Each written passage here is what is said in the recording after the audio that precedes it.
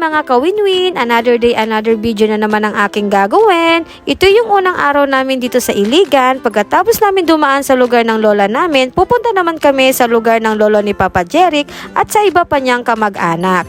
Habang nagbibiyahe nga kami, talaga namang napakagandang touring ang mga tanawin dito at ang sarap ng simoy ng hangin, amoy na amoy mo ang damo. Charis! Naisipan nga namin bumili ng bibingka at marami nga daw kami madadaanan dito na nagbebenta at sabi nga napakasarap daw kaya sinubukan namin agad bumili.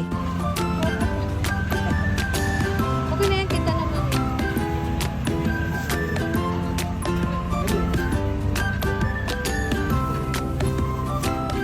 Salamat po. Sabi sa biyahe. Aray, ang init.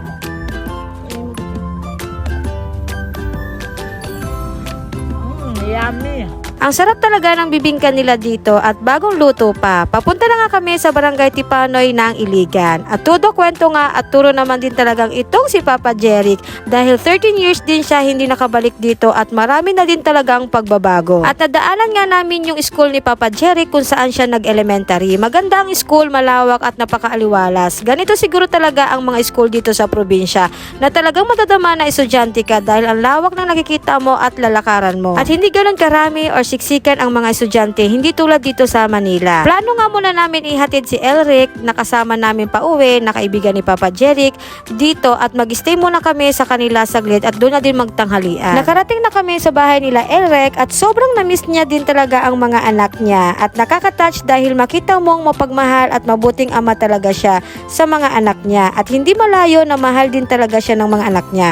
At first time din namin na-meet yung magulang niya at kapatid niya, talaga namang napakabuti nila. Habang nagpapahinga nga kami, binigyan nga si Papa Jeric ng lolo niya na 2 native na manok. Hindi namin nakita lolo ni Papa Jeric dahil sumagit lang din si Papa Jeric dun sa lolo niya. Pero babalik kami ulit doon, nakasama na kaming lahat. Agad na nilang niluto ang native na manok. Nakakatuwa nga panoorin kung paano niluluto yung manok. Sabayan pa na napakaganda ng mga tanawin dito. Isa din talaga ito sa tradisyonal natin na namimiss natin.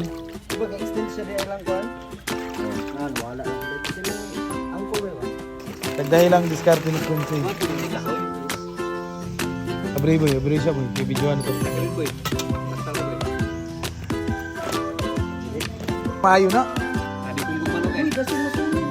Nang matapos na maluto ang native na manok, talaga namang napakasarap at ang lambot niya. Lalo na yung sabaw niya, napakasarap. Maganda talaga yung native na manok dahil masustansya kainin. Ito yung walang masyado sa Manila. Pagkatapos namin kumain at nakapagpahinga na kami at marami na din kaming napagkauntuhan, nag-decide na kami umalis at humanap ng tutuluyan naming hotel. Buti na lang din, hindi kami nahirapan maghanap ng hotel. Ang pangalan ng hotel na tinuluyan namin ay Famous Hotel na mura ang hotel na ito. 24 hours ang kinuha muna namin. 2 kwarto ang kinuha namin para kay Lola at sa mama ni Jeric at isa din sa amin. Sakto lang siya sa amin, hindi nga lang siya kalakihan pero okay na din. May internet na din siya at pag nagutom ka may meals din sila dito na pwede ka mag-order at ito nga si RR at Tatiana, nagutom kaya nag-order kami ng hot silog at corn silog. Pasok din talaga sa budget dahil ang mura, may kasama na ding drinks at marami na ding serve. Hanggang dito na lang mga kawinwin, sana nag-enjoy kayo sa susunod na vlog. Bye!